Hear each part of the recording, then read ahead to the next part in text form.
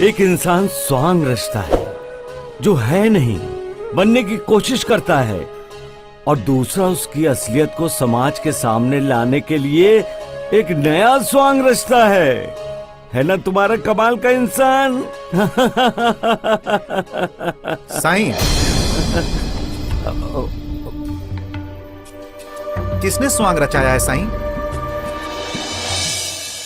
सभी तो स्वांग रचते हैं गुरुदेव, हर इंसान तो यही करता है। सच कहूं तो गुरुदेव, हर इंसान मुखौटे के साथ जीता है। हम जो चेहरा प्रत्यक्ष में देखते हैं, दरअसल उस चेहरे के पीछे दूसरा चेहरा छिपा होता है। तभी तो कोई मीठी मीठी बातें करके अपने दिल की नफरत को छुपा लेता है, कोई आंसू बहाकर लोगों की हमदर्दी को पा लेता है। ये स्वांग रचना नहीं तो क्या है?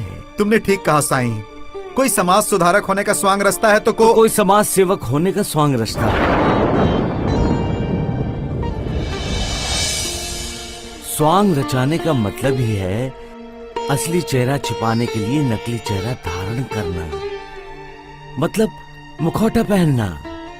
गुरुदेव, ये दुनिया मुखौटे की दुनिया है। यहाँ कई प्रकार के मुखौटे दिखाई देते हैं गुरुदेव। लेकिन स्वांग रचना या मुखौटा पहनने का अर्थ ही है कि झूठ का साथ देना, सच्चाई को छिपाने की कोशिश करना। लेकिन सच छिप नहीं सकता, फिर स्वांग रचाने की जरूरत ही क्या है?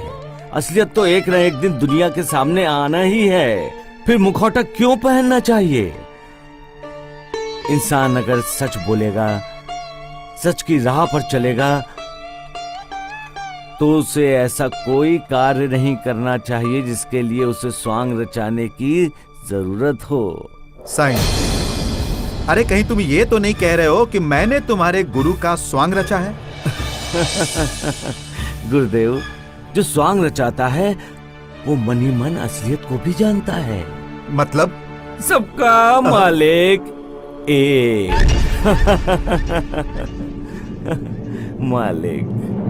स्वांग रचाना बहुत आसान है, लेकिन उस स्वांग को निभाना बड़ा ही मुश्किल है, क्योंकि स्वांग रचने वालों के मन में हर पल हर समय डर बना रहता है कि कहीं उसका रचा स्वांग पहचान न लिया जाए, उसकी असलियत लोगों के सामने ना आ जाए।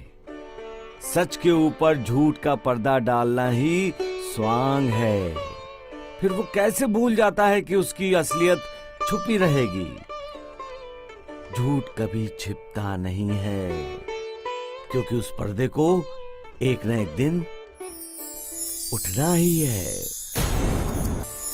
झूठ क्यों बोलता है इंसान?